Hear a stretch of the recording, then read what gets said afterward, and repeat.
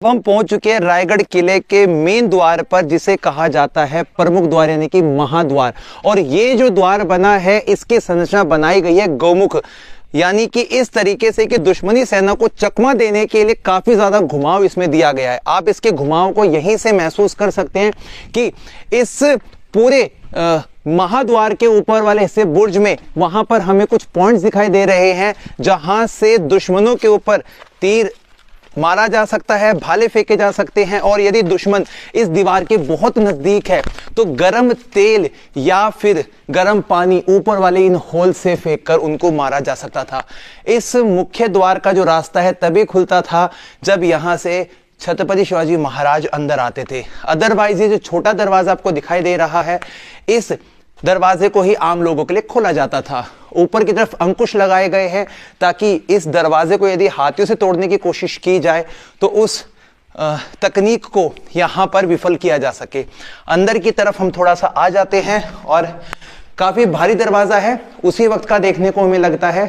350 वर्ष बीत चुके हैं। यहाँ पर सैनिक तैनात रहते थे दोनों दिशाओं में।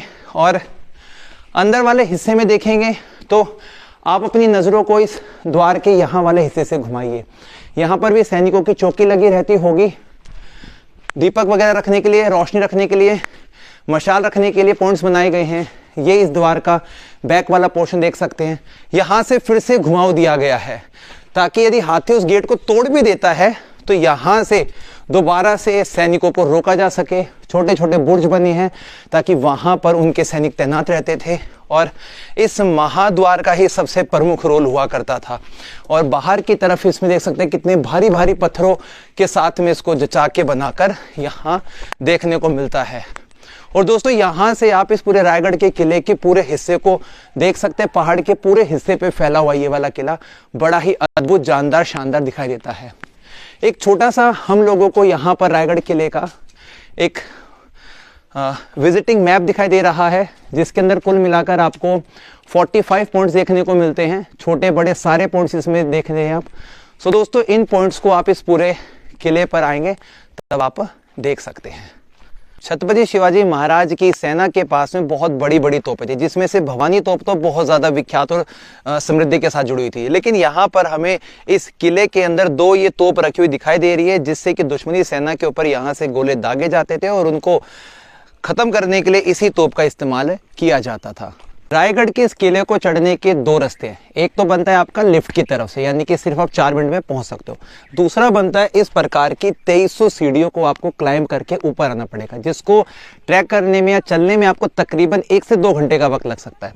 लेकिन यहाँ से आपका जो मेन दरवाज़ा है, मेन गेट है, उसके पूरे वाइड व्यू को हम कैप्चर कर पा रहे हैं। और ये यहाँ का सबसे मुख्य दरवाज़ा हुआ करता था।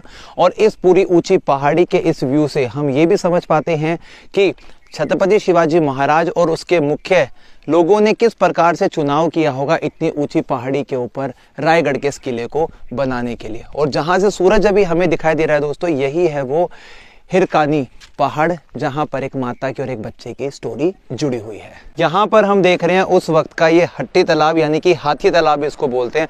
कुछ लोगों का ऐसा कहना है दोस्तों कि यहाँ पर जो ऊपर की तरफ में 2 बड़े बड़े हाथी रहते थे, जिनको छोटे में ही लेकर आ गया था, उनको यहाँ पे नहलाया जाता था, उनके पानी की व्यवस्था यहाँ पे की जाती थी। तो ये पता नहीं बात कितने हद तक सच है, कितने तक सच नहीं है, लेकिन इसका जो नाम है वो हट्टी तालाब या हाथी तालाब के नाम से इसको बोला जाता है। छत्रपति शिवाजी महाराज भवानी माता के दर्शन करने के लिए रोज इस पहाड़ से नीचे जो जाते थे, जिनको आने और जाने में आज के वक्त में 1.5 घंटे का समय लगता है। और इसी रास्ते पे हम लोगों को कुछ खंडहर इमारत दिखाई दे रही हैं जो अलग अलग समय की पीरियड की यहाँ पर बनी हुई है। इसी के पास में बनी एक बावड़ी भी, जिससे कि पानी की व्यवस्था पूरी की जाती थी। यहाँ पर भी कुछ इमारतें हैं, तो इन इमारतों का जो इस्तेमाल है वो उनके अधिकारी पद के लोगों के लिए या फिर सैनिकों की टुकड़ी यहाँ पे स्टे करती थी। और इसी के साथ साथ में कुछ जो इमारतें और पहाड़ के इस वाले हिस्से में भी फैली हुई हैं, सारी की सारी आज के वक्त में खंडहर में तब्दील हो चुकी हैं। लेकिन इनके जो अवशेष मात्र हैं वो यहाँ पर हमें देखने को साफ तौर पर मिल रहे हैं। और ये सारी जो इमारतें हैं वो जगदेश्वरी महादेव मंदिर के बिल्कुल पास वाले हिस्से में ही बनी हुई है। 3 अप्रैल 1680 का वो दिन, जिस दिन हमारे छत्रपति श्री शिवाजी महाराज पंचतत्वों में विलीन हो गए थे। और उसी के बाद में उनके समाधि स्थल को अभी हम पीछे की तरफ देख रहे हैं। सबसे पहले अपने भारत के इन वीर सपूत को हम प्रणाम करते हैं। और इन्होंने जितनी भी हमारे भारत के अंदर मराठा साम्राज्य को बढ़ाने के लिए, स्वराज को बढ़ाने के लिए, मुगलों को अपने कदम पीछे हटाने के लिए जो मजबूर किया, उसी प्रेरणा के साथ में आज हम इनके दर्शन करते हैं और यहाँ देखते हैं हमारे छत्रपति शिवाजी महाराज की प्रतिमा स्थल को, जहाँ पर समाधि के बाद में उनकी प्रतिमा यहाँ बनाई गई है।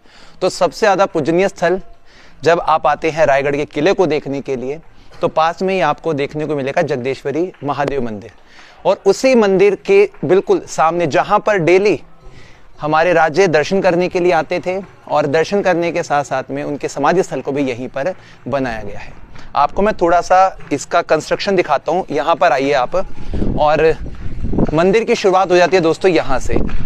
सामने की तरफ में महादेव को समर्पित बहुत सुंदर मंदिर बना हुआ है, उसको भी हम कवर करेंगे। लेकिन मंदिर से पहले आप इन सीढ़ियों के ऊपर एक नाम यहाँ पर लिखा हुआ देख रहे होंगे। ये नाम है दोस्तों हीरोज, यानी कि यहाँ के वास्तुकार। जब 14 साल के बाद में ये पूरा किला बनकर तैयार हो गया, तब छत्रपति शिवाजी महाराज ने हीरोज जी से पूछा कि आपको बख्शीश में क्या चाहिए। तो उन्होंने महाराज के सामने हाथ जोड़कर कहा कि मुझे बस आज्ञा दीजिए कि मैं अपने नाम को इस पत्थर पे लिखवा सकूं। तो महाराज ने हंसते हुए कहा कि बस आपको अगर यही करवाना तो पहले करवा सकते थे। तो उन्होंने एक बहुत अच्छी बात कही कि महाराज, आप इस मंदिर में रोज दर्शन करने के लिए आते हैं, और यदि आपके पावन चरण मेरे ऊपर यानी कि मेरे लिखावट के इस पत्थर पे गिरेंगे ना, तो मैं अपने आप को बहुत ज़्यादा भाग्यशाली समझूंगा। इसलिए दोस्तों आज हम यहाँ पर उन वास्तुकार यानी कि हीरोज के लिखे हुए नाम को यहाँ पर देख सकते हैं। सामने की तरफ में बहुत प्यारा मंदिर बना हुआ है, यहाँ पर भी हम दर्शन कर लेते हैं और चीज़ों को कैप्चर करते हैं। अभी देख सकते हैं यहाँ पर पूजा अर्चना चल रही है। ये मंदिर का मुख्य प्रवेश द्वार है, जहाँ पर नंदी बैल आप देख सकते हैं।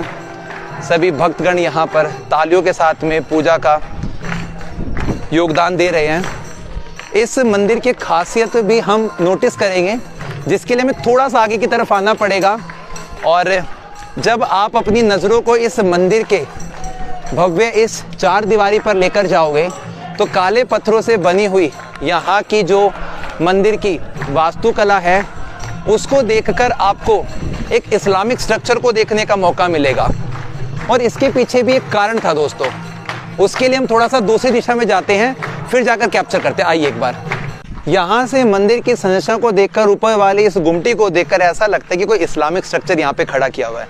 इसके पीछे भी हमारे छत्रपति शिवाजी महाराज की ही एक चालाकी थी और एक अलग सी बुद्धि थी। उनको पता था कि यहाँ पर मुगलिया जो सल्तनत है वो यहाँ पे हमला करेंगी और इस इमारत को तोड़ने की कोशिश करेंगे, जब उन्हें पता लगेगा कि ये एक मंदिर है। तो इसलिए उन्होंने मंदिर की बाहरी आकृति को इस्लामिक मस्जिद के जैसा आकृति दी, और इसी वजह से आज इन इमारतों के अंदर से केवल एक यही इमारत है जो यहाँ पर शेष मात्र बची हुई है। सो दोस्तों ऐसे बहुत सारे पॉइंट है जो यहाँ पर हम देखेंगे। अब चलते हैं आगे की तरफ।